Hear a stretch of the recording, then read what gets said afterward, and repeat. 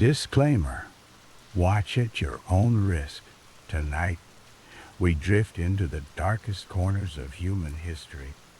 In the early 1970s, Dean Arnold Cole lived a seemingly unremarkable life in Houston, Texas, blending into the working-class neighborhoods of the Heights area as a quiet electrician and former candy company worker. Born on December 24, 1939, in Fort Wayne, Indiana, Carl grew up in a fractured family. His parents divorced when he was young, and his mother remarried, moving the family to Texas. He served briefly in the U.S. Army from 1964 to 1965, discharged honorably after claiming family hardship, but whispers of his homosexuality emerged during his service, a secret he kept hidden in conservative Texas. Back home, Carl worked at his mother's candy business, Coral Candy Company, earning the nickname Candyman for handing out free sweets to neighborhood kids. By 1970, the business had folded, and Carl lived alone in a series of modest homes, first on Schuler Street, then Mangum Road, and finally Pasadena. Beneath this facade of normalcy, Carl's desires twisted into something monstrous. He began targeting teenage boys, drawn to their vulnerability in Houston's impoverished areas where runaways and troubled youth roamed. His descent accelerated when he met 12-year-old David Owen Brooks in 1970. Brooks, a skinny kid from a broken home, was lured with promises of money and rides in Carl's van. Carl groomed him slowly, starting with gifts, alcohol, and marijuana, escalating to sexual acts in exchange for cash. Brooks later claimed it was consensual, but at 12, he was a child exploited by a 30-year-old man. Carl paid him $10 to $20 per encounter, binding him with loyalty and fear. By late 1970, Carl confided his darker urges, admitting he wanted to abduct, rape, and kill boys. Brooks, terrified but entangled, became his first accomplice, procuring victims for $200 each. The first known murder was in December 1970. 15-year-old hitchhiker Jeffrey Conant, whom Carl abducted, raped, and strangled. Brooks helped bury the body under a boat shed Carl rented at 2020 Lamar Drive. This pattern repeated, with Carl's obsession growing. In 1972, he recruited 17-year-old Elmer Wayne Henley, a high school dropout from a poor family, offering him money to lure friends. Henley, like Brooks, was groomed through parties at Carl's home, where drugs flowed freely. Carl raped Henley early on, but paid him to stay silent and participate. The trio's killing spree intensified, driven by Carl's sadistic need for control and the boys' greed and fear. What pushed Carl over the edge wasn't a single moment, but a lifelong repression exploding into violence, exploiting Houston's transient youth culture where disappearances went unnoted. Carl's crimes were defined by their harrowing, ritualistic brutality, a signature of prolonged torture that turned his homes into chambers of agony. Victims were strapped naked to a homemade plywood torture board, an 8-foot by 3-foot plank with holes at each corner for restraints bolted to the floor in his bedroom. Once bound with handcuffs, ropes, or chains, the boys endured days of explicit torment. Carl started with sexual assault, forcing oral and anal rape, often multiple times, his heavy frame pinning them down as they screamed. He used objects for penetration, glass rods, inserted into urethras until they shattered, causing internal bleeding and excruciating pain, blood dripping down their legs. Pliers were a favorite tool, Cole clamped them on genitals, twisting testicles until they bruised black or castrating victims alive, severing penises and scrotums in a spray of blood, the boys howling as flesh tore. Some were bitten on the genitals, teeth marks leaving ragged wounds. Coral encouraged his accomplices to participate. Henley admitted raping victims while Coral watched, and Brooks held them down. The torture included beatings with belts or boards, burns from cigarettes on sensitive areas, and forced ingestion of drugs to prolong suffering. Victims like 13-year-old James Dramala, abducted in August 1973, were kept alive for 3 days, raped repeatedly, his anus torn and bleeding, before Cole strangled him with a cord, the boy's face turning purple as veins bulged. Another 15-year-old Billy Balch, lured by Henley in May 1972, had his eyelids taped open to watch his own castration, blood pooling under the board as he begged for death. Cole often played music to drown out screams, sipping beer casually amid the carnage. The killings varied: strangulation with hands or ligatures, shooting with a Perry's .22 caliber pistol, bullets piercing skulls or chests in close-range blasts, brain matter splattering walls, or suffocation. Yet bodies were wrapped in plastic sheeting, the air thick with the metallic tang of blood and the sour odor of feces from terrified bowels releasing. This signature wasn't just murder, it was a prolonged desecration. Cole deriving sexual gratification from the power, often ejaculating during the act. The victims, mostly white boys from broken homes, were chosen for their disposability, friends of Henley or Brooks, hitchhikers or runaways, ensuring minimal police scrutiny in an era before widespread missing persons databases.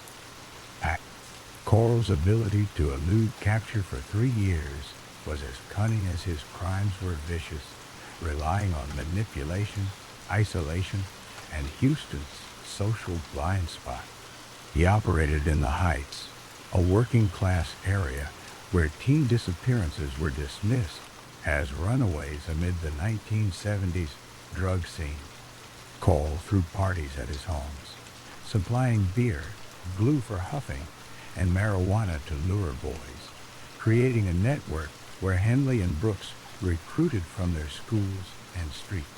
Henley paid $200 per victim, befriended targets like 16-year-old Mark Scott in April 1972, inviting them to party before delivering them to Cole.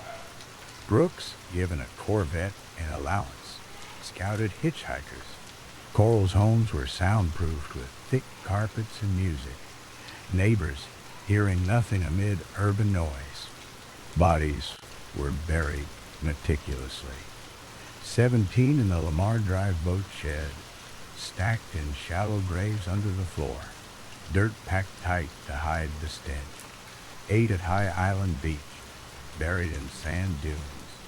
4 in Sam Rayburn Woods.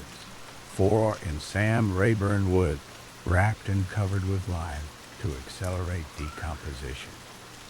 Coral drove victims' cars to distant lots, abandoning them to suggest flight. He exploited his accomplices' youth. Brooks and Henley, too scared to speak, were bound by complicity and threats of death.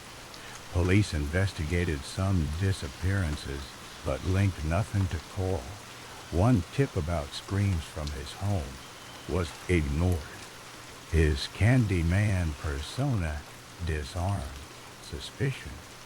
He was seen as eccentric but harmless, handing out sweets to kids.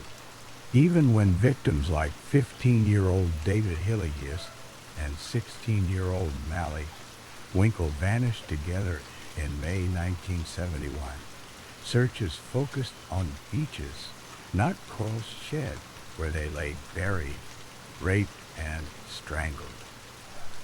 This evasion thrived on societal apathy toward troubled teens and Coral's control, keeping the killings hidden until his own hubris unraveled it. The end came abruptly on August 8, 1973, when Coral's rage turned inward, leading to his violent unmasking. That night, Henley brought 19-year-old Timothy Curley and 15-year-old Rhonda Williams to Coral's Pasadena home for a party. Coral, furious at Rhonda's presence, he targeted only boys, huffed glue and drank, then handcuffed Henley in a fit. He tied Curley and Rhonda to the torture board, threatening to kill them all. Henley, pleading, convinced Coral to free him, promising participation.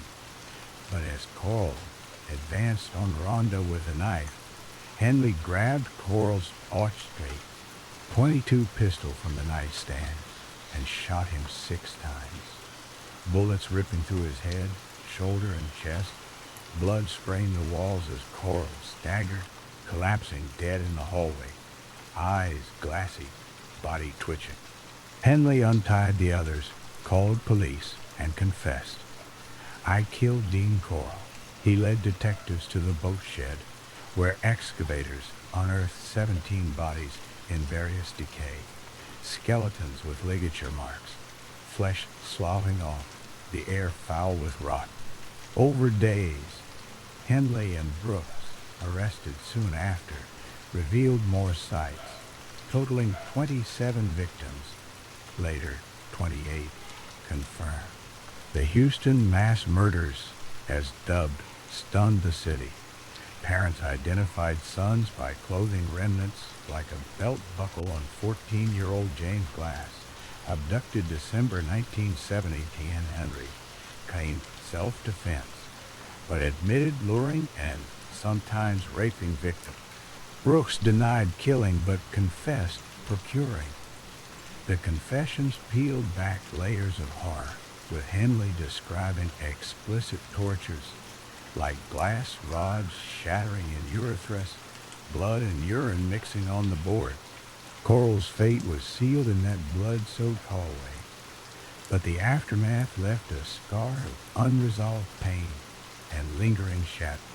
Shot dead 33, his body was autopsied, revealing no anomalies beyond his crimes, and buried quietly in Houston's Forest Park Cemetery, unmarked to avoid vandalism.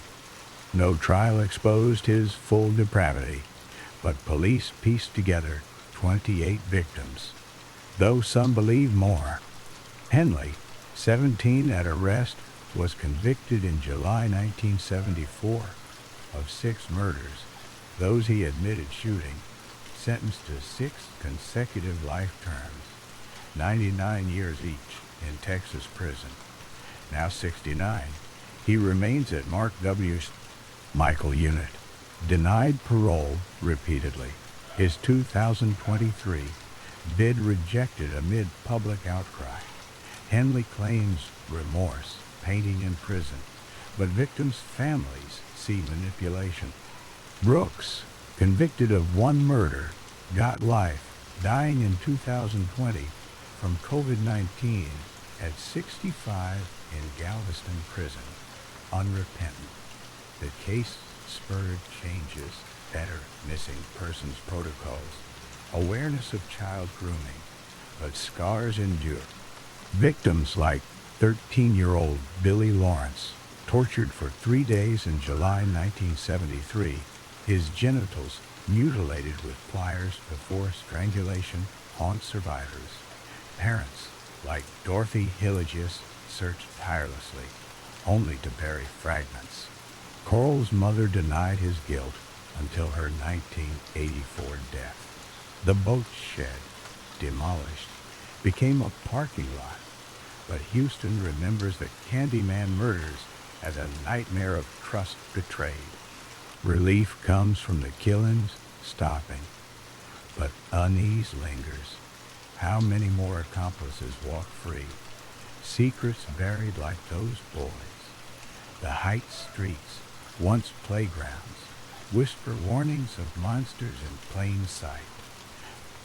As the rain falls softly, the creak of that torture board fades into the night. The boys' cries dissolve it. But another groomer stirs, a friendly face hiding dark promises, ready to lure the vulnerable once more. Michael John Devlin seemed like an unassuming everyman in Kirkwood, Missouri, a 36-year-old manager at Imo's Pizza, part-time worker at a funeral home, living alone in a modest apartment complex. Born in 1965 and adopted into a large family in Webster Groves, Devlin grew up with 3 brothers and 2 sisters, but his childhood hinted at deeper trouble. Friends later described him as quiet and overweight, battling diabetes that led to toe amputations in 2002, around the time his predatory urges escalated. Devlin's descent began subtly, with a history of anger and isolation. In 1998, a 14-year-old boy in Canada reported an attempted abduction by a man matching Devlin's description, driving a white pickup truck, luring him with promises before fleeing when the boy resisted. Though not charged, it foreshadowed his pattern. By 2002, Devlin's obsession with young boys boiled over. On October 6, 2002, he spotted 11-year-old Sean Hornbeck riding his red bicycle on a rural dirt road in Richwoods, Missouri, heading to a friend's house. Devlin, armed with a twins house, 357 Magnum revolver, blocked the path with his white Nissan pickup, forced Sean inside at gunpoint, and drove him 50 miles to his Kirkwood apartment. There, he bound Sean with duct tape and rope, threatening to kill him and his family if he screamed. That first night, Devlin raped Sean, anally assaulting the terrified boy on his bed, ignoring his cries, establishing a pattern of daily sexual abuse that would last over 4 years. Sean, a freckle-faced kid who loved video games and his family, was stripped of his identity, forced to dye his hair, and take the name Sean Devlin, posing as Michael's son. The abuse wasn't just physical. Devlin isolated him, homeschooling him poorly and forbidding contact with the outside world under threats of murder. What made Devlin's crime so disturbingly unforgettable was the explicit, ritualistic nature of the captivity, a blend of paternal facade and sadistic control that turned his apartment into a private hell. Sean's days were a cycle of terror. Devlin would leave for work at the pizza shop, locking Sean in the bedroom or chaining him to the bed frame with handcuffs or ropes that cut into his rib. Upon returning, the assaults began, Devlin forcing oral sex, sodomizing him repeatedly, sometimes multiple times a day, leaving Sean bruised, bleeding from his rectum, and sobbing in pain. Devlin produced child pornography, photographing and videotaping the rapes, including explicit images of penetration and forced acts, which he stored on his computer. He transported Sean across state lines to Illinois for more assaults, escalating the violation. To maintain the illusion, Devlin made Sean sleep in his bed, cuddling him like a lover while whispering threats. "If you run, I'll hunt down your family and kill them all." Sean, brainwashed by fear, was allowed limited freedoms as time passed. He rode his bike around the complex, played video games with neighbors' kids, even appeared in public, but Devlin's gun was always nearby, a constant reminder. One chilling detail: Devlin once dug a grave in the woods, forcing Sean to lie in it as a test of loyalty, simulating his murder with a shovel to his throat. The psychological cage was as tight as the physical one. Sean later said he stayed because Devlin convinced him his parents had stopped looking and escape meant death. When Devlin abducted 13-year-old Ben Omby on January 8, 2007, snatching him from a bus stop in Beaufort, Missouri at gunpoint and driving him to the apartment, Sean knew his time was up. Devlin raped Ben too, forcing the boys to share the space, with Sean witnessing the fresh horror, his own abuse reignited in the presence of another victim. Devlin's evasion was a masterclass in hiding horror amid suburbia, exploiting trust and fear to keep his captives invisible for years. Neighbors saw Sean often, playing outside, helping with groceries, even calling Devlin Dad, but assumed he was Michael's biological son, a story Devlin spun with fake birth certificates and tales of a runaway mom. Sean, under constant surveillance, was too terrified to seek help. Devlin monitored him with hidden cameras and threats, once showing him news clippings of his own disappearance to prove no one cares. The apartment, a cramped two-bedroom in a busy complex, had soundproofed walls from neighbors' complaints about noises masking screams. Devlin worked normal hours, blending into the community as a friendly pizza guy, even joking with coworkers about his troubled teen son. Police searched for Sean extensively. Flyers, billboards, a foundation run by his parents, but Devlin moved him subtly, avoiding high-profile areas. For Ben's abduction, Devlin grew bolder, using the same white truck, but it was a witness, a 15-year-old boy who saw the vehicle speeding away, that provided the breakthrough. Police issued a bolo for the truck, and 2 days later, on January 12, 2007, officers spotted it outside Devlin's workplace while investigating an unrelated matter. Knocking on his door, they found Ben and Sean inside, pale and malnourished. Sean barely recognizable with his long hair and gaunt face. The boys were rescued, Devlin arrested on the spot, his apartment revealing handcuffs, pornographic videos, and Sean's old bicycle hidden in a closet. The discovery shattered Devlin's grip, leading to a swift cascade of justice. On January 12, 2007, police entered the apartment, finding Ben hiding under a bed and Sean sitting quietly, identifying himself as Sean Hornbeck in a whisper that stunned officers. Devlin confessed almost immediately, detailing the abductions and assaults in graphic interviews, admitting to sodomizing Sean hundreds of times, forcing him into pornographic acts, and threatening to dispose of him after Ben's arrival. Charges piled up: kidnapping, armed criminal action, forcible sodomy, child pornography production, over 80 counts across state and federal courts. In October 2007, Devlin pleaded guilty to all, avoiding trials to spare the boys' testimony. On October 8-10, he received multiple life sentences in Franklin, Washington, and St. Louis counties, 3 for Sean's crimes alone, including attempted murder for the grave incident, totaling 50 years initially. Federal charges added 170 more years for porn and interstate transport. By December 2007, his sentence reached 4,240 years, or 74 life terms, ensuring he dies in prison. Devlin's final fate is a grim confinement, marked by violence and isolation, leaving a mix of relief and haunting question.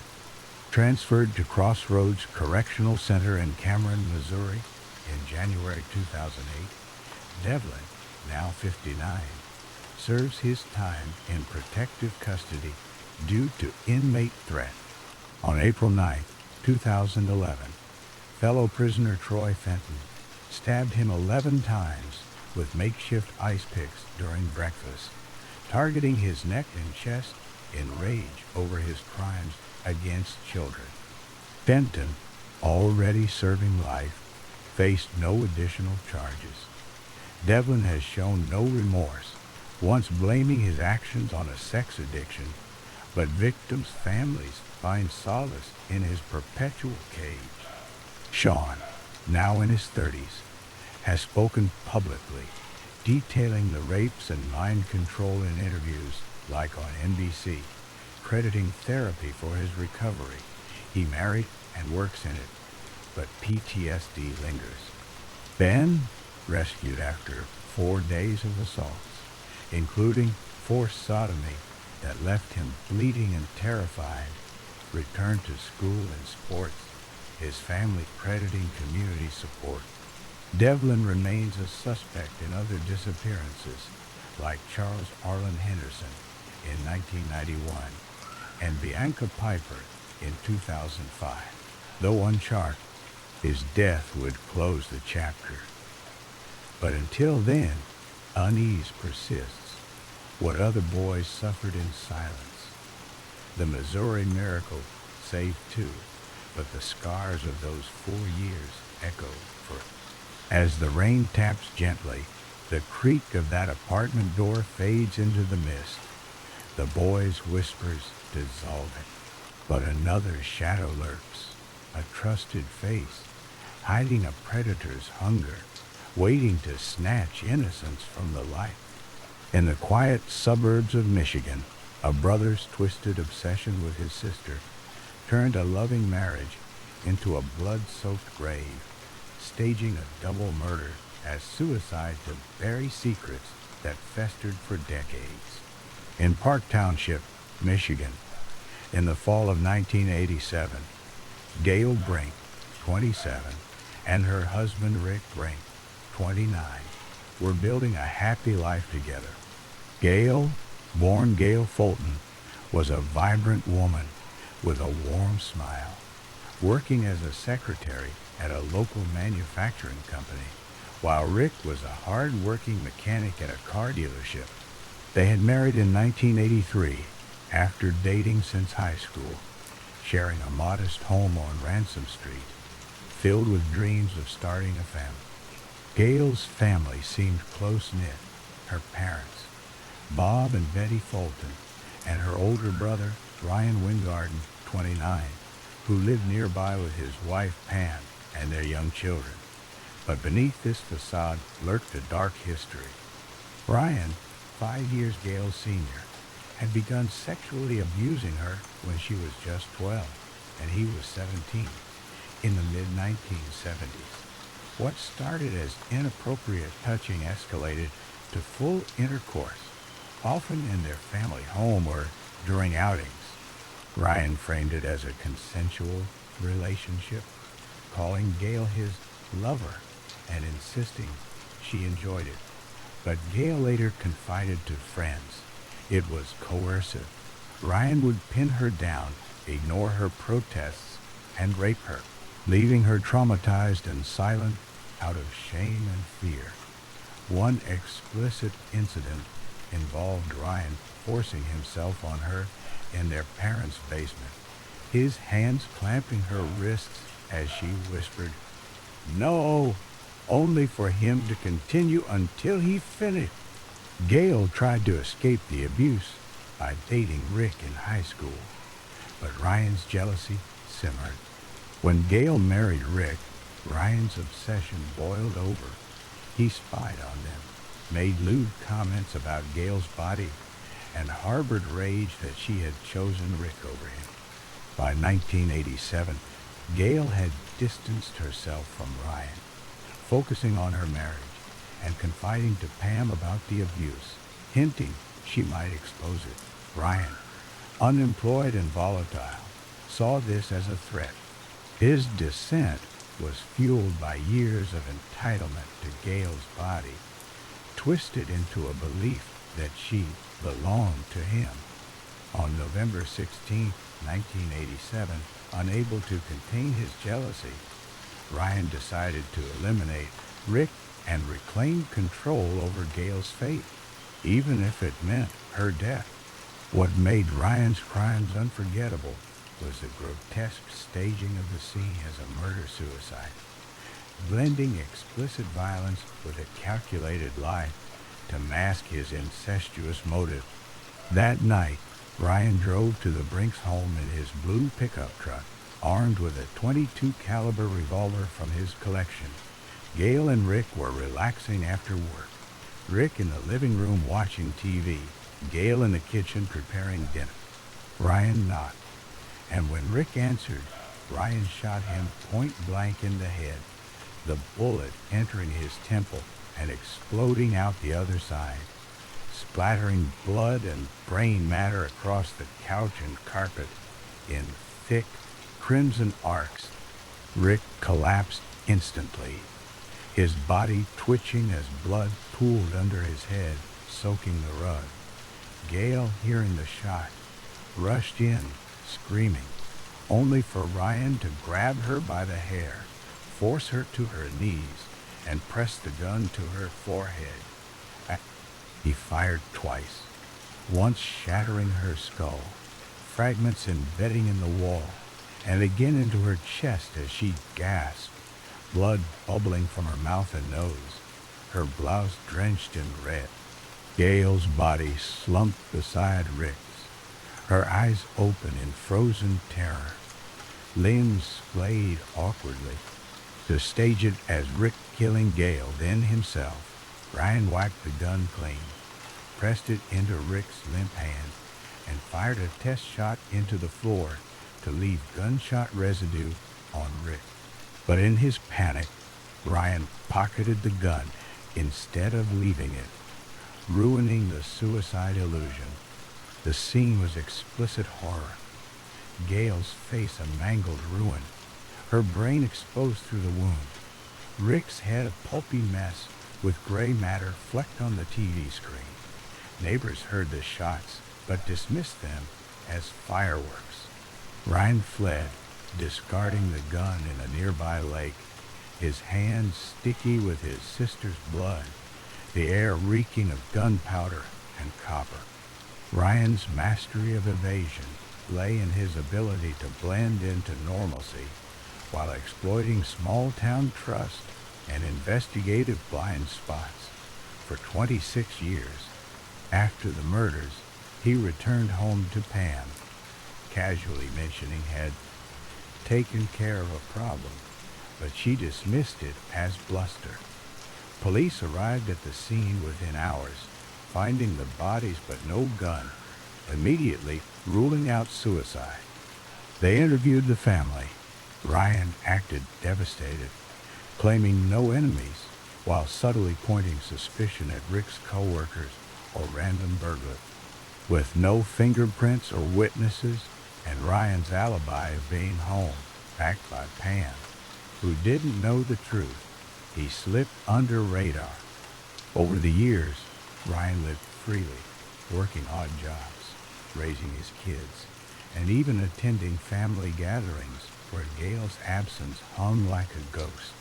He confided the truth to Pam in 1992 during an argument, describing the killings in graphic detail, how Gail begged for her life, how Rick's skull cracked under the bullet, but Pam, terrified, stayed silent, fearing for her safety and their children.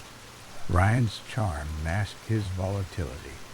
He abused Pam verbally and physically, once choking her until she blacked out, reinforcing her fear. The case went cold in the 1990s, buried under other crimes, with leads like a blue truck seen nearby never connecting to Ryan. He evaded detection by destroying evidence. The gun sunk in water, clothes burned, and relying on the era's lack of DNA tech. For decades, he hid in plain sight, attending Gail's memorial, hugging her parents, all while his secret abuse and jealousy festered unspoken. The capture came slowly, like a dam cracking under pressure, 26 years after the murder. By 2013, Ottawa County's Cold Case Unit reopened the file, spurred by new tips and Pam's growing conscience. Pam, now separated from Ryan after years of abuse, confided to a friend about Ryan's confession, who tipped police. Detectives interviewed Pam in January 2013. Initially hesitant, she broke down, detailing Ryan's 1992 admission. He described shooting Rick first, then forcing Gail to watch before killing her, explicitly recounting how her blood sprayed his face. Pam revealed the incest. Ryan had abused Gail from age 12, raping her repeatedly, including a violent assault at 15, where he held her down in a field, tearing her clothes and penetrating her as she cried. Ryan called it a love affair, but Pam knew it was rape, with Gail sometimes complying out of fear. Armed with this, police arrested Ryan on January 23, 2013, at his home in Grand Haven. He denied everything at first, but evidence mounted. A witness recalled seeing his blue truck near the Brinks home that night, and ballistics linked 22 caliber shells from Ryan's guns to the crime. His motive crystallized: jealousy over Gail's marriage to Rick, fearing she'd expose the abuse, which she had hinted at to Pam. Ryan's trial in 2014 featured Pam's damning testimony, painting him as a monster who viewed Gail as his possession. The jury convicted him of 2 counts of first-degree murder after just hours of deliberation. Ryan Wingarden's final fate sealed him in a cage, but it couldn't undo the horror. In May 2014, at age 56, he was sentenced to 2 life terms without parole at the Bellamy Creek Correctional Facility in Ionia, Michigan. The judge called his crimes heinous and depraved, highlighting the explicit betrayal of abusing, then murdering his sister. Ryan maintained innocence, ranting in court about a conspiracy, but appeals failed. His last denied in 2016. He remains in prison as of 2025, isolated and aging, reportedly suffering health issues like diabetes. Pam, free from his grip, rebuilt her life, testifying with tears about the relief of unburdening her secret. Gail and Rick's families found closure in the conviction. Gail's parents, Bob and Betty, passed away in the 2000s without knowing the truth, but Rick's sister spoke of the lingering pain, the explicit images of the crime scene haunting dreams. The case exposed a family's dark underbelly, with Ryan's abuse starting in childhood. Explicit acts like forcing oral sex on Gail at 13, framing it as play, warping his psyche into possessive rage. Today, the Brink home stands remodeled, a quiet testament to lost lives, while Ryan rots, his jealousy a chain that binds him forever. Relief comes in his incarceration, but unease lingers. What other secrets died with the silence? As the rain patters softly, the bloodstains on that living room floor dissolve into memory, but another familial shadow creeps, a bond twisted into something deadly, waiting to strike again. Marlene Warren's Murder is a gut-wrenching story of betrayal, greed, and a chilling disguise that left a Florida town scarred and justice unserved. On May 26, 1990, in Wellington, Florida, Marlene Warren, 40, was at home in the upscale Aero Club community, a quiet neighborhood where homes had private hangars for small planes. She was eating breakfast with her son, Joseph Aarons, 21st, and three of his friends, the kitchen filled with the warmth of chatter and the clatter of plate. Marlene was a vibrant woman, known for her love of painting clowns and her dedication to her family.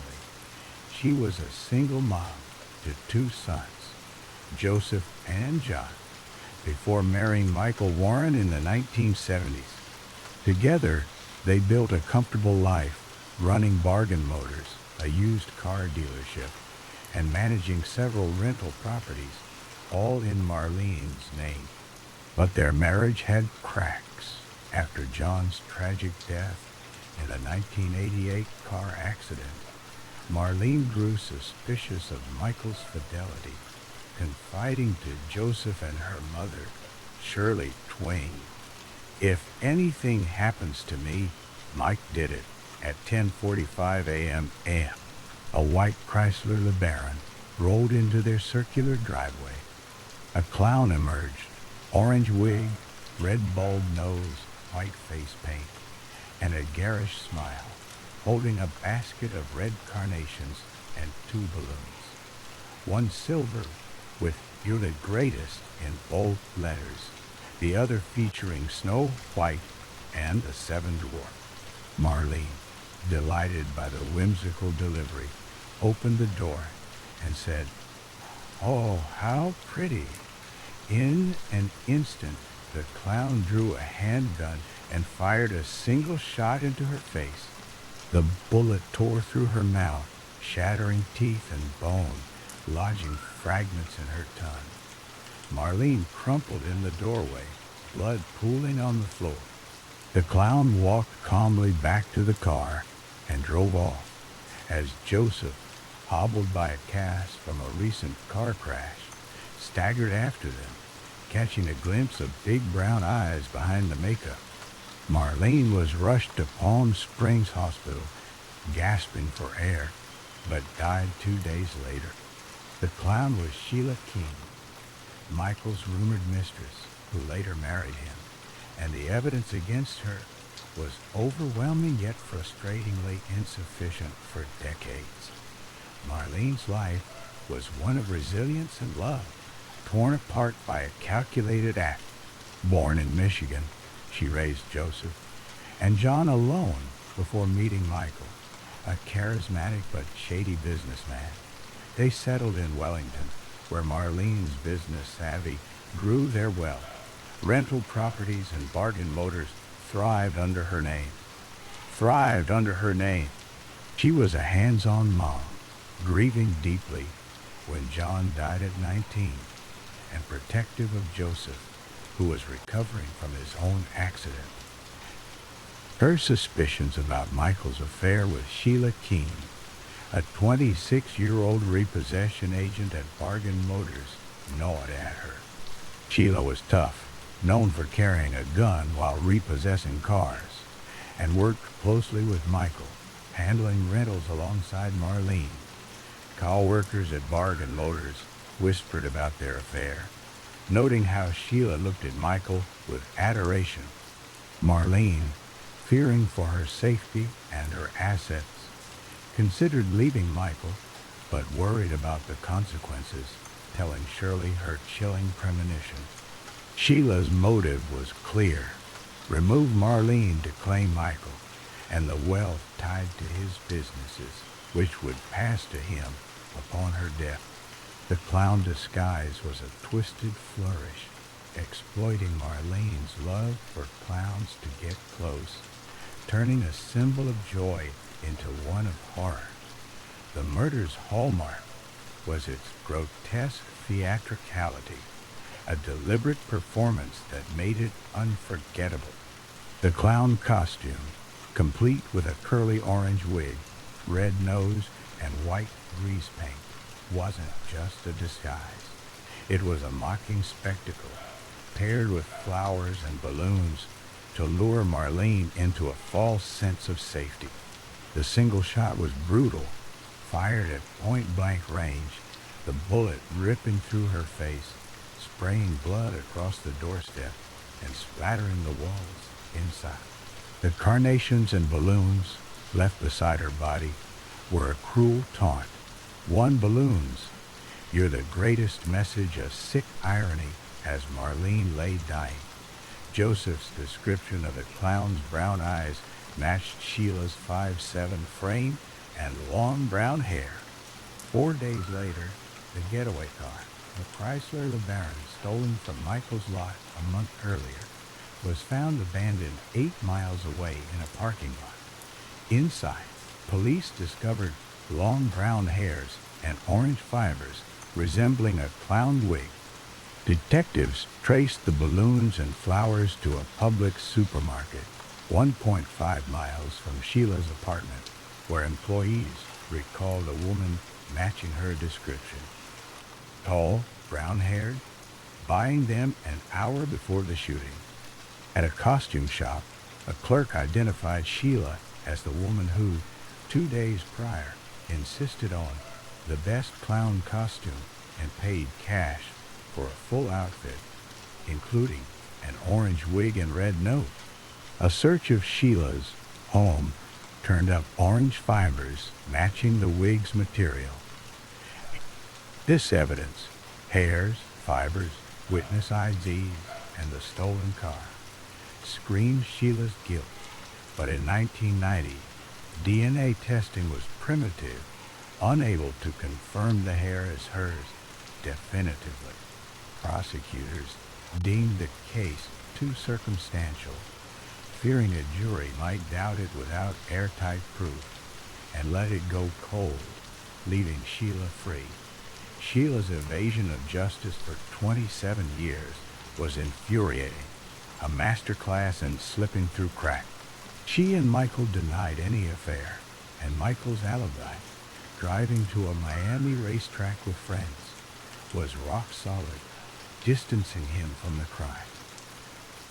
Sheila claimed she was repossessing cars, but offered no verifiable locations, a vague excuse that held no weight yet wasn't pursued. With no charges, the case stalled, and Joseph spiraled into depression and alcoholism, haunted by his mother's murder and the lack of justice. Sheila and Michael grew closer, marrying in 2002 in Las Vegas and moving to Abingdon, Virginia, where Sheila, under the name Debbie, ran the Purple Cow, a burger restaurant. Former employees later told police Sheila bragged about taking care of Michael's first wife, and one provided a photo of Sheila in clown makeup at a Halloween party, eerily mirroring the killer's look. She lived comfortably, enjoying the wealth from bargain motors and properties that became Michael's after Marlene's death. The case languished until 2014, when a Palm Beach County Sheriff's Cold Case Unit, funded by a federal grant, revetted the evidence. Advanced DNA testing matched the LeBaron's brown hair to Sheila, a breakthrough that led to her arrest on September 26, 2017, in Virginia. Extradited to Florida, she faced first-degree murder charges, carrying the death penalty. Joseph, now in his late 40s, felt a spark of hope, but the legal system's slow churn would test his resolve. The trial process was a maddening slog of delays and a shocking deal. Sheila pleaded not guilty, her defense led by Greg Rosenfeld, who attacked the evidence as flawed. He argued the DNA was unreliable. One sample showed mixed male and female genes, possibly contaminated, and another could match 1 in 20 women, including Marlene. 2 costume shop witnesses were dismissed after faulty photo lineups, weakening the case. COVID-19 and legal wrangling delayed the trial for years, with Sheila in jail since 2017. By 2023, prosecutors, fearing a weak case due to lost witnesses in time, offered a plea deal. On April 25, 2023, Sheila pleaded guilty to second-degree murder, receiving a 12-year sentence despite maintaining her innocence. With 6 years served and Florida's 1990 sentencing laws allowing good behavior credits, unlike today's 85% minimum, she was released on November 2, 24, after just 18 months in prison. Joseph, watching the hearing online, was devastated, telling people there is no justice there. It's not fair. State Attorney Dave Arenberg insisted Sheila would always be a convicted murderer, but her swift release felt like a betrayal. Rosenfeld called it a victory, noting Sheila avoided life in prison and returned to her family, still denying the crime. The outcome stings like an open wound. Sheila, now 61, lives freely with Michael, who was never charged and denies involvement, though his 1994 conviction for racketeering and odometer fraud fueled suspicion. The evidence, DNA fibers, balloons, costume purchases, and Sheila's marriage to Michael, paints a vivid picture of guilt, yet her plea deal let her walk after minimal time. Joseph, now in his 50s, carries the trauma of watching his mother die, his life scarred by loss and addiction before finding sobriety. Shirley Twain died without seeing justice. The Aero Club home, once alive with Marlene Warren, stands as a silent ghost. The clown costume, a perverse twist on Marlene's love for clowns, remains a symbol of deceit, and Sheila's freedom fuels rage. The case, spotlighted on 48 Hours 2020 and People magazine investigates, keeps Marlene's memory alive, a stark reminder that trust can mask a killer's fate. As the rain drips softly, the clown's painted grin melts into the dark. But the crack of that gunshot echoes, a cry for justice left unanswered. A private eye vanished in a web of betrayal, lured to his death by a paranoid lover who believed she could cure cancer. On August 20th, 1998, Richard Rick Post III, a 53-year-old private investigator, vanished from his home in Point Loma, San Diego, California, leaving behind a trail of blood and mystery. Rick was a sharp, charismatic man, born in 1945, who had served in the Vietnam War with Army intelligence, scoring the highest IQ test on the Western Seaboard, according to his son Ian. After leaving the military, Rick founded IntelliSource Security and Investigative Services, Inc., tackling cases from cheating spouses to murder investigation. A father of 4 from 2 marriages, he was known for his fearlessness, often facing dangerous suspects head-on. In 1997, he was hired by Kimberly Bailey, a 40-something multimillionaire who owned a 33-acre farm north of San Diego, where she grew avocados and holistic medicine. Her business, Astropulse, sold alternative medical devices, claiming electrical currents could cure ailments like cancer, raking in millions. But Kimberly was deeply paranoid, convinced employees were stealing from her.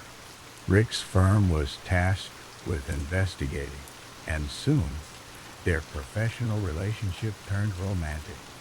By 1998, Rick ended the affair, wanting to keep things business only, a decision that sparked Kimberly's rage. On the day he vanished, Rick left his car parked outside his home. keys in the mailbox, with no clothes or medications taken. An unusual departure for a man who always told 16-year-old Ian when he'd return.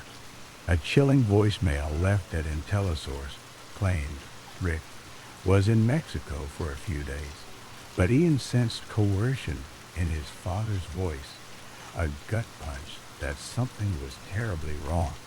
Rick's life was one of grit and loyalty, making his betrayal all the more brutal.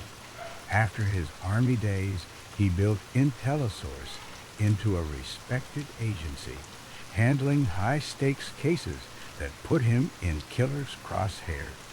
He hired John Kruger, a young investigator, in the late 1990s to ease his workload, and Kimberly's case became their biggest. Her wealth came from Astropulse, dubious devices, which she marketed with messianic zeal, believing she held the key to curing diseases. But her paranoia, fueled by fears of theft and betrayal, made her volatile. When Rick broke off their romance, citing professional boundaries, Kimberly's suspicions deepened. She confided in Kruger, who, resentful of Rick's $15 an hour pay, fed her lies that Rick was stealing her money and cheating on her. Enraged, Kimberly orchestrated a plan to eliminate him, enlisting Kruger and a Mexican national, Humberto Irib, to carry it out. On August 20th, 1998, she lured Rick to Tijuana, Mexico, under the pretense of a business deal involving a Mexican bank account. Outside a drugstore, as Rick waited in his car, two of Irib's associates abducted him, dragging him to an abandoned house. There, for 5 days, they tortured him, beating his body, crushing his fingers with pliers, demanding he confess to theft he denied. Kimberly visited, watching the torture, her fury unmoved as Rick admitted to other affairs, but insisted he never stole. When Iribe warned that keeping Rick alive was too risky, Kimberly paid $10,000 more to have him shot, his body buried in a shallow grave near Rosarito Beach, never found despite Iribe's claim to know the spot.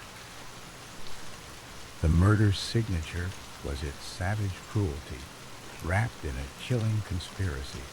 Rick's torture was methodical. Blows to his face and body left him bruised and broken, his fingers mangled by pliers in a futile attempt to extract a confession. The execution was cold, a bullet to end his suffering, his body dumped and covered in dirt, erased from existence. Kimberly's involvement was brazen. She not only paid $40,000 up front for the kidnapping, but also drove to Tijuana to witness Rick's agony, her presence a testament to her vindictive obsession. The voicemail Rick left, likely forced at gunpoint, was a haunting artifact, his voice strained, words stilted, meant to buy time. Kruger's betrayal added a layer of treachery.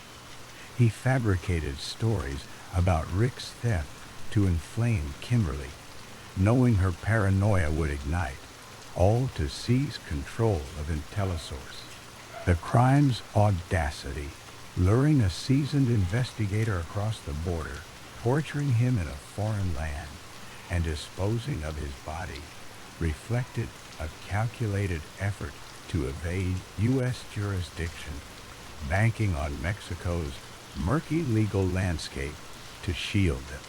The conspirators' ability to dodge justice initially hinged on lies and misdirection. Kimberly told police she and Rick went to Tijuana for business, claiming two men approached him at a restaurant, after which he said he needed to fly to Mexico City. She said she dropped him at the airport and drove his car back to San Diego, leaving his keys in the mailbox. A story riddled with holes. Kruger backed her up, playing the loyal employee, but his voicemail story raised Ian's suspicions. The case stalled until November 1999, when a surprising figure emerged. Svetlana Ogorodnikova, a former Soviet spy convicted in the 1980s for seducing an FBI agent and passing secrets to the USSR. Deported after 9 years in prison, she and her husband, Bruce Perloin, illegally re-entered the U.S. and worked as farmhands on Kimberly's property. Svetlana, known to the FBI, revealed Kimberly's confession to her that she orchestrated Rick's kidnapping and murder out of anger over his breakup and supposed theft. The FBI, stunned to find a former spy in their midst, convinced Svetlana to wear a wire. In a car ride from Arizona to California, she recorded Kimberly admitting to paying Irene $40,000 to abduct and torture Rick, then $10,000 more to kill. Kimberly even asked Svetlana to find a hitman to kill Kruger and Irene, fearing loose ends. The FBI set up a sting with agent Nick McKean posing as a hitman at Mandalay Bay Casino, where Kimberly paid $10,000 to have 3 people killed: Kruger, her attorney, and bizarrely, her gardener. These recordings and Svetlana's testimony broke the case open. The unraveling was swift but incomplete. In April 2000, Kruger was arrested in San Diego, pleading guilty to conspiracy to kidnap and testifying against Kimberly for a 12-year sentence. Kimberly was nabbed at a Mexico City airport, traveling on a Canadian passport. In April 2000, Irene, a Mexican national, was arrested in 2001 in Rosarito, but fought extradition until 2003. At trial in 2002, Kimberly was convicted of kidnapping, conspiracy, and murder for hire, sentenced to life in 2003. Ira B., convicted of conspiracy and attempted kidnapping, got 25 years, released in December 2022. Kruger, out by 2010, admitted he lied about Rick's theft to manipulate Kimberly, hoping to take over IntelliSource. Svetlana's role was pivotal. Her tapes and testimony, a redemption arc for a former spy, sealed the case. Yet, Rick's body remains missing, denying Ian and his siblings closure. The aftermath is a lingering wound. Ian, only 16, when Rick vanished, filed the missing persons report, haunted by that coerced voicemail. The post-family's grief fueled their push for justice, with Ian calling his father the smartest person he'll ever know on Oxygen Snap. Kimberly's paranoia and fraudulent cancer cure claims painted her as a delusional mastermind, while Kruger's greed and Irib's brutality completed the deadly trio. The case, detailed in Snapped and the Los Angeles Times, exposed a dark underbelly of trust betrayed, Rick's unrecovered remains, and Kimberly's death leave questions unanswered. A stark reminder that even the sharpest minds can fall to a lover's wrath. As the rain falls softly, the echo of Rick's forced words fades into the night, but the shadow of a lost father lingers, a call for a body never found. On October 2nd, 2018, Jamal Khashoggi, a 59-year-old Saudi journalist and Washington Post columnist, entered the Saudi consulate in Istanbul, Turkey, to collect documents for his upcoming marriage to fiancée Hadis Cengiz Said. Instead, he walked into a meticulously planned assassination ordered by Saudi Arabia's Crown Prince Mohammed bin Salman. MBS Khashoggi, once a Saudi insider, had become a vocal critic after fleeing to the U.S.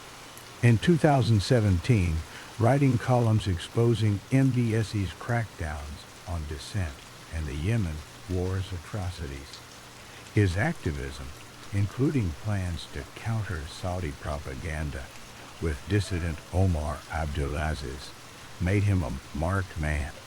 Lured by a promise of routine paperwork, Khashoggi was ambushed by a 15-man hit squad, killed, dismembered, and disposed of in a cover-up that exposed the raw corruption of state power. Conflicting reports, his body dissolved in acid, cremated, or smuggled away, amplified the horror, leaving no trace for his loved ones to bury. Khashoggi's life was defined by intellect and defiance, making his betrayal all the more gut-wrenching. Born in Medina, Saudi Arabia in 1959, he rose as a prominent journalist, editing Al Watan newspaper and advising royal circles. His turn to dissent began with MBS's rise in 2015, as he criticized the prince's arrests of activists and war policy. Exiled in Virginia, Khashoggi wrote for the Post, his columns calling for free speech and reform, like his final piece urging an Arab awaken.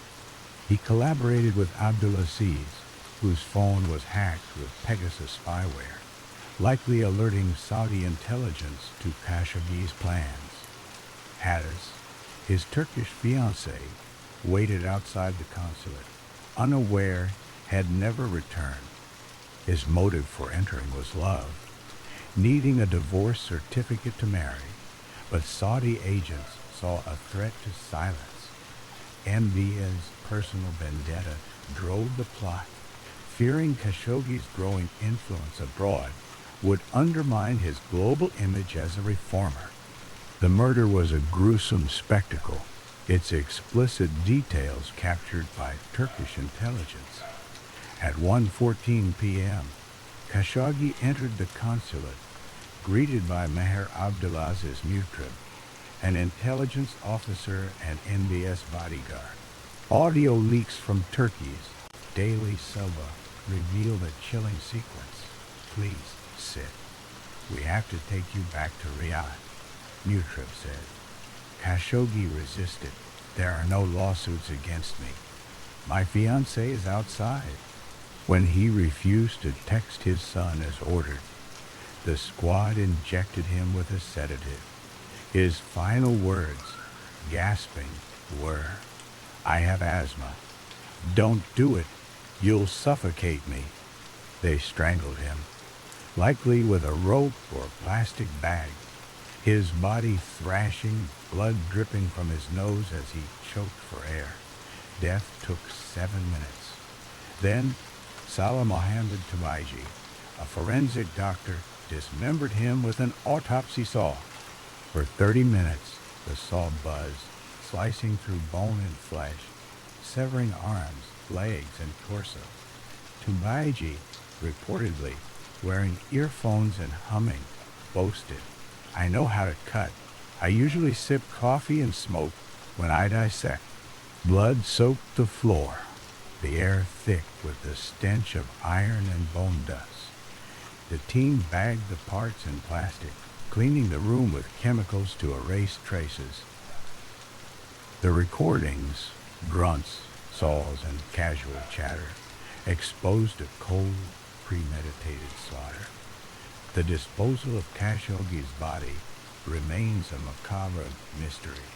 Fueling outrage, Saudi officials claimed a local cooperator took the remains, but no body surfaced.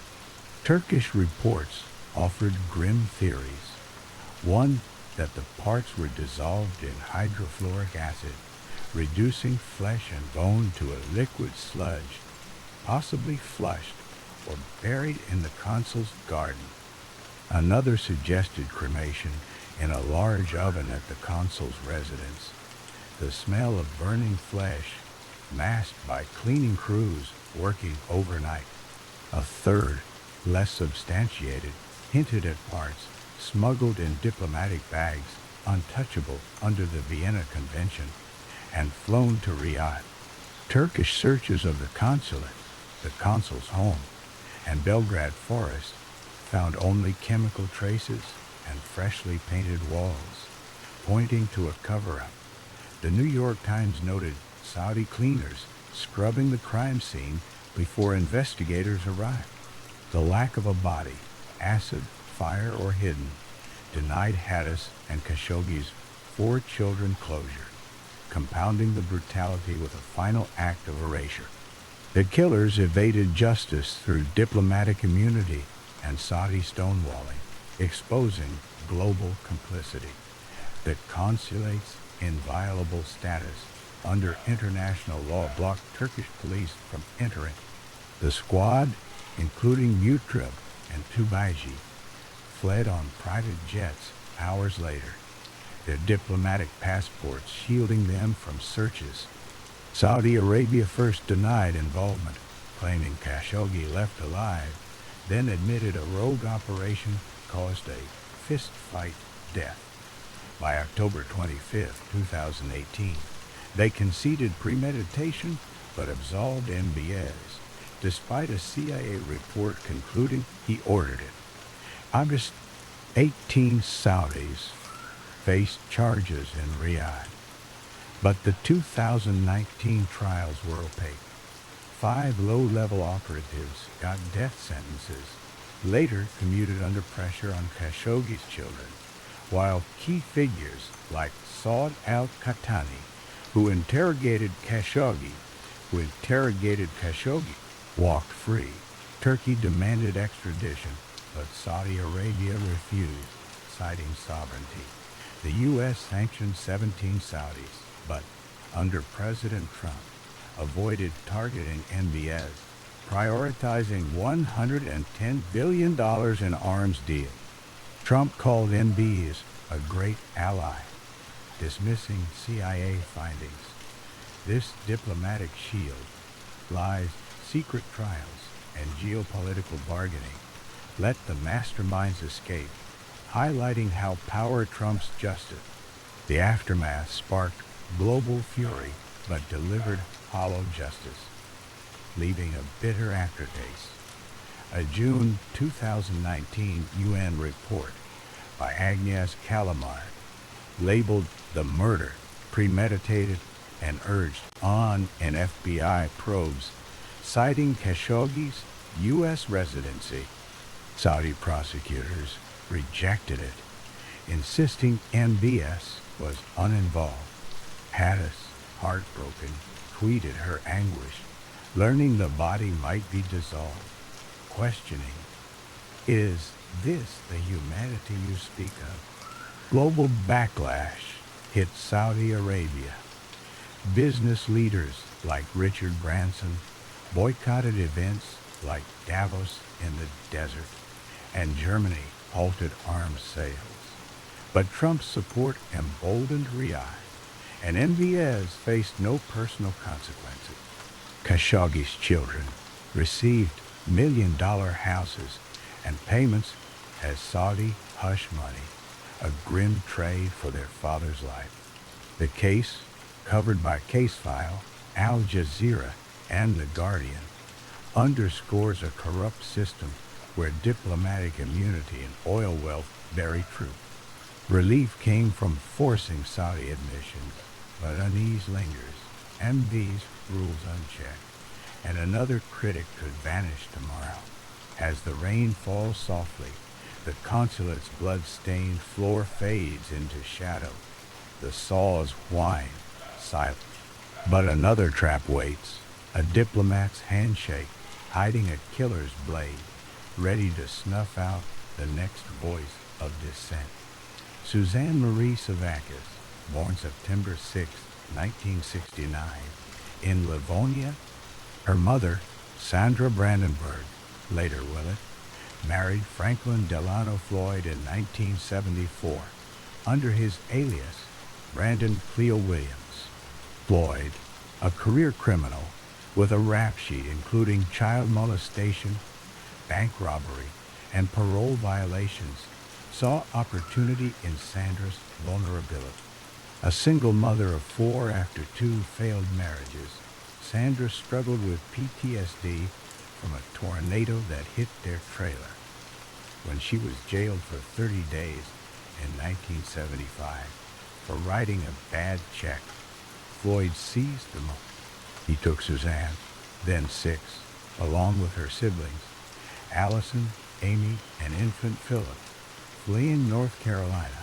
Floyd abandoned Allison and Amy at an orphanage and kept Philip's fate unclear. Later confirmed adopted in 2020 via DNA. Suzanne, however, became his obsession. Renaming her Sharon Marshall, Floyd raised her as his daughter in Forest Park, Georgia, beginning a chilling charade. He sexually abused her from age 6, raping her in their home. Graphic accounts describe him pinning her to a bed, forcing penetration as she cried, his breath heavy with alcohol. Floyd's motive wasn't just lust but control, molding Suzanne into a possession he'd never release. Even as she grew into a brilliant teenager with dreams of becoming an aerospace engineer.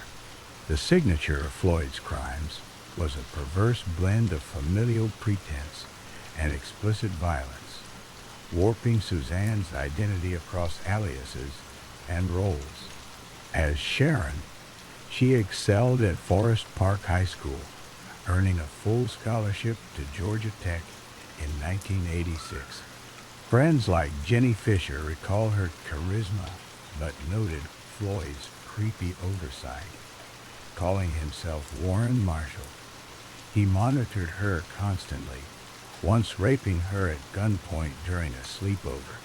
The barrel pressed to her temple as he tore her clothes, leaving her sobbing.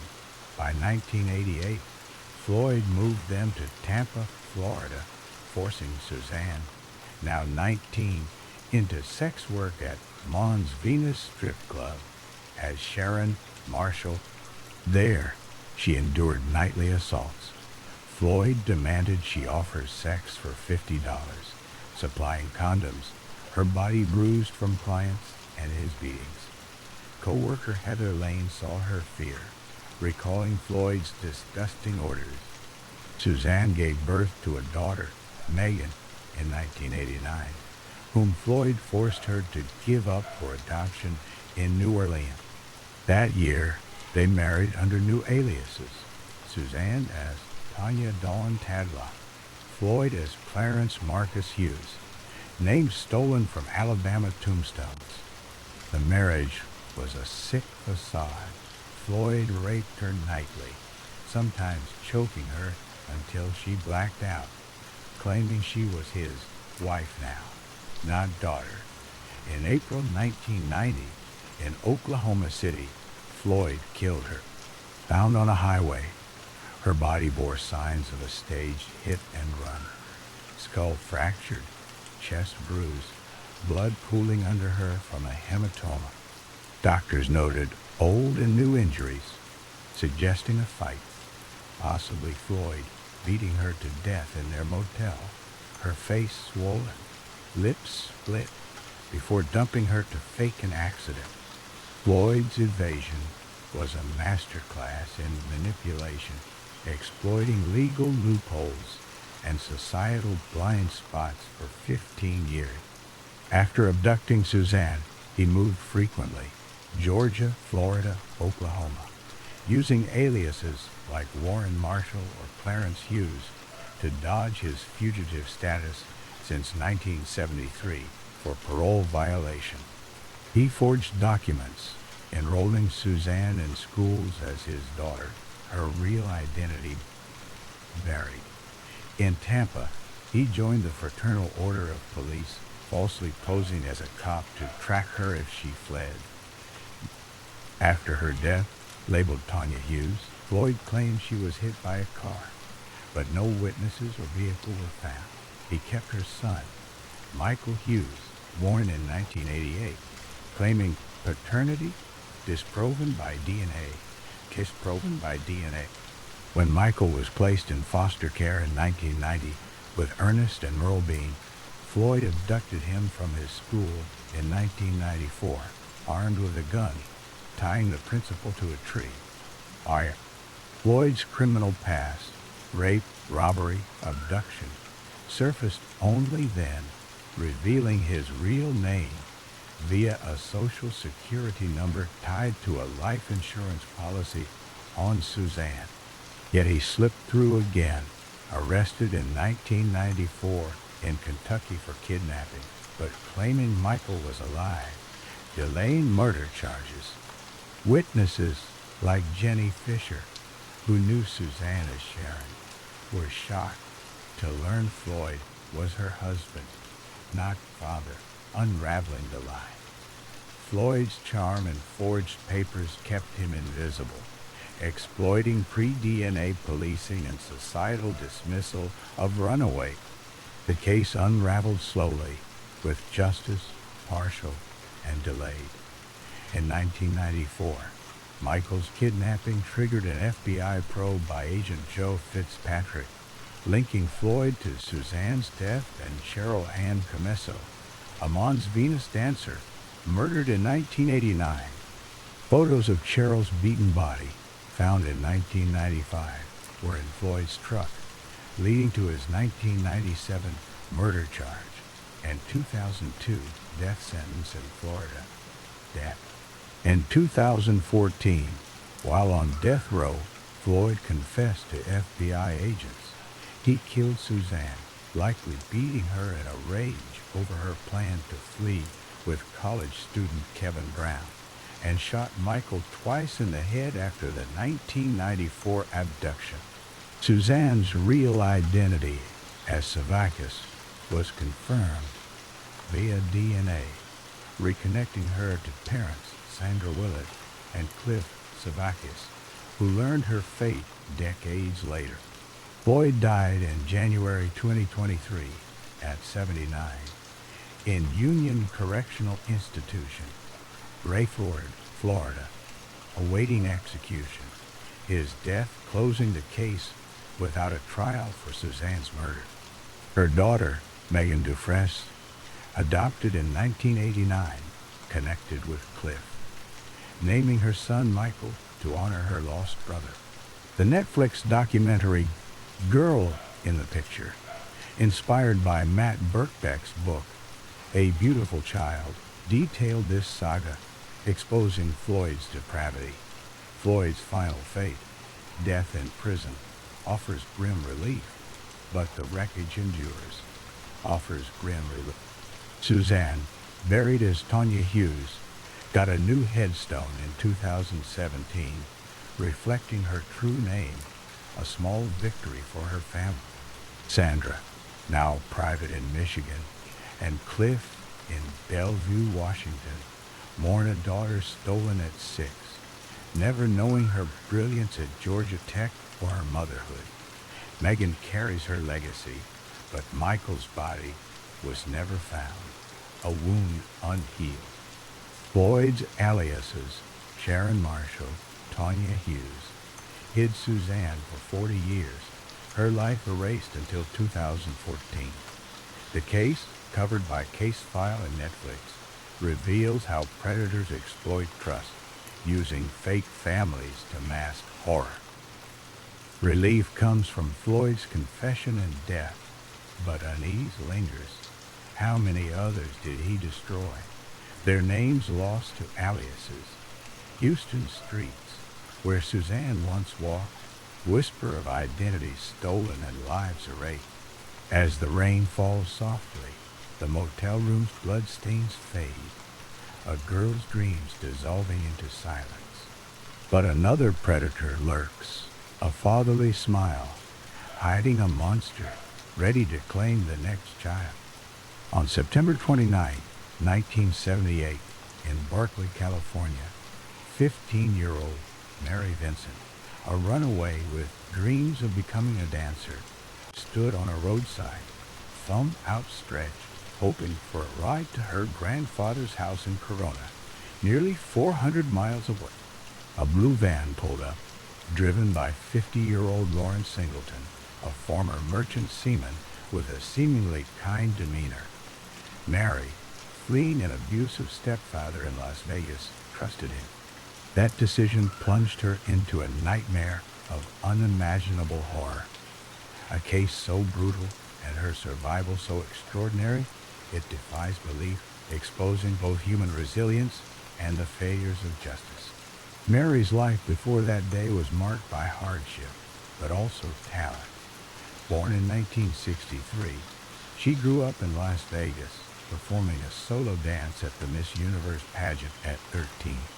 Her parents' divorce and an abusive home pushed her to run away, living briefly with a boyfriend in California until his arrest for rape left her alone.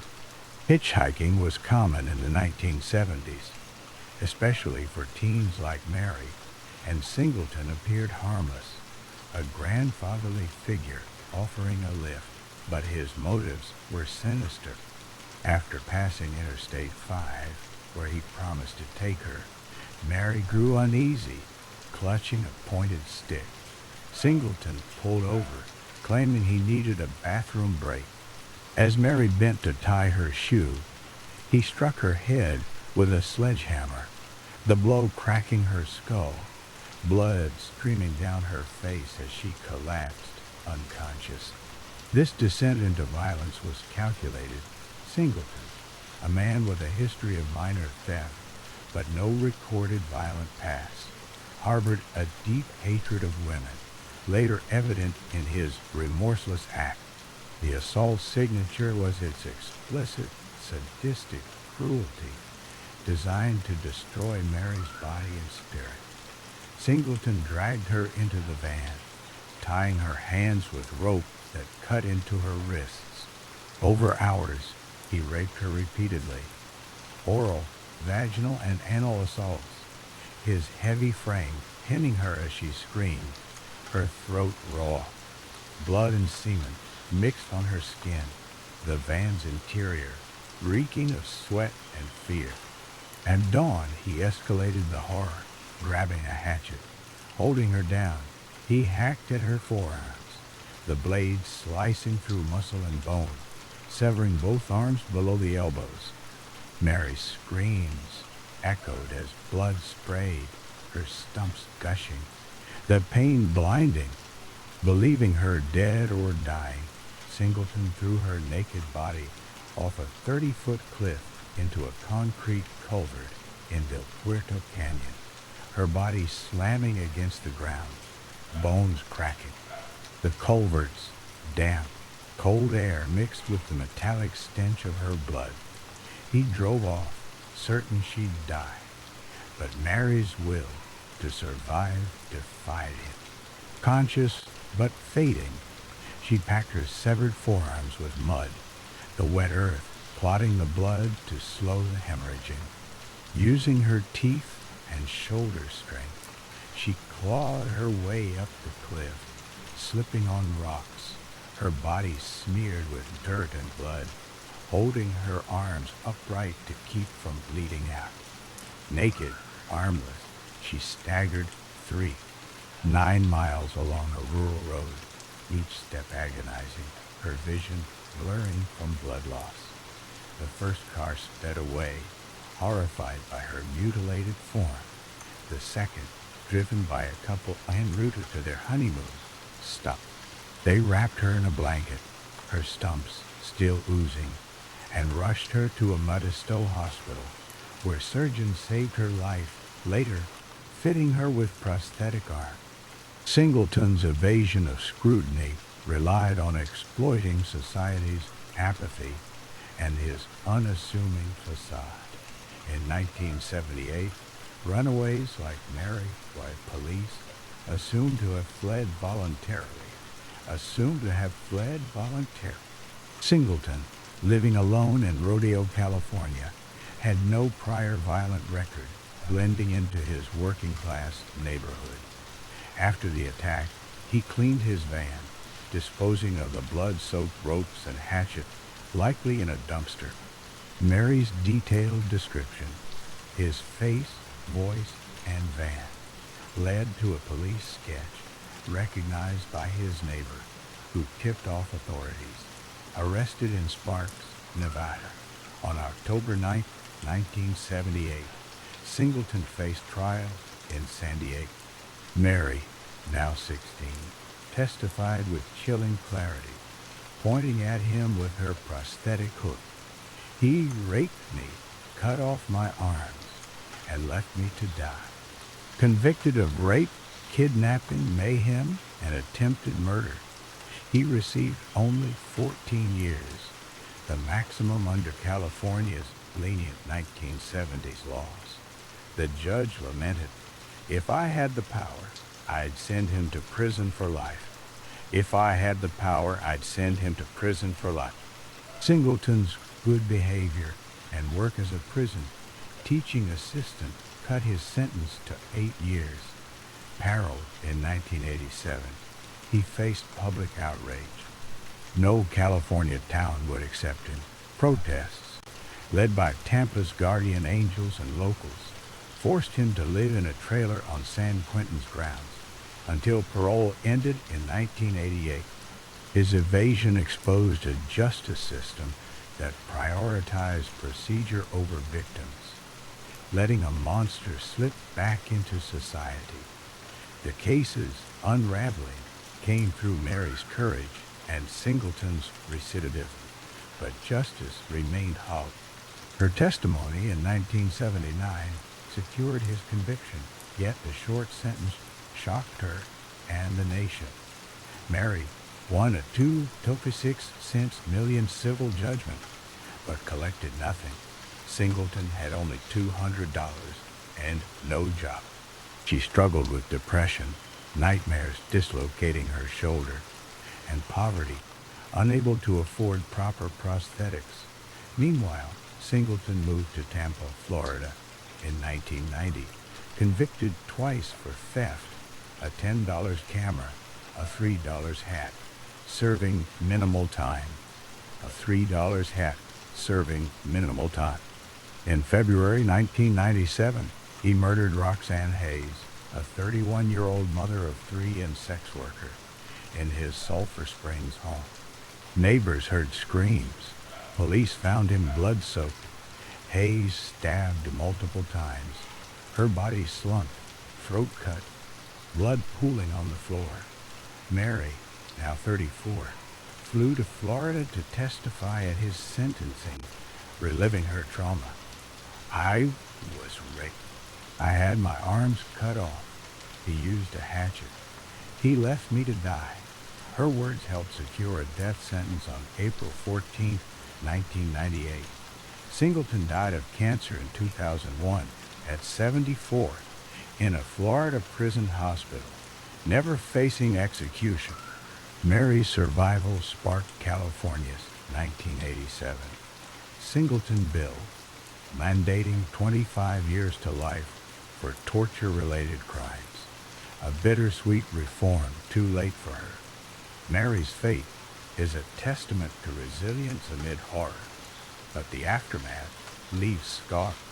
Now Mary McGriff, living in Washington with her husband and 2 sons, she discovered art, creating pastel drawings with homemade prosthetics from refrigerator parts, finding self-esteem despite trauma. Her 1997 testimony showed strength, but nightmares persist. She once broke ribs fleeing dreams of Singleton. Roxanne's children lost their mother, a second tragedy enabled by his release. The case, detailed in I Survived, and news like the Los Angeles Times, underscores systemic failure. 8 years for mutilation, freedom to kill again. Relief comes from Mary's survival and advocacy, founding the Mary Vincent Foundation for Trauma Victims. Yet unease lingers. How many predators slip through justice's cracks? The canyon's shadows, where Mary climbed, whisper of miracles and failures. As rain falls softly, the culvert's bloodstains fade, a girl's courage echoing. But another Van Idles, a kind face hiding a killer, ready to strike again.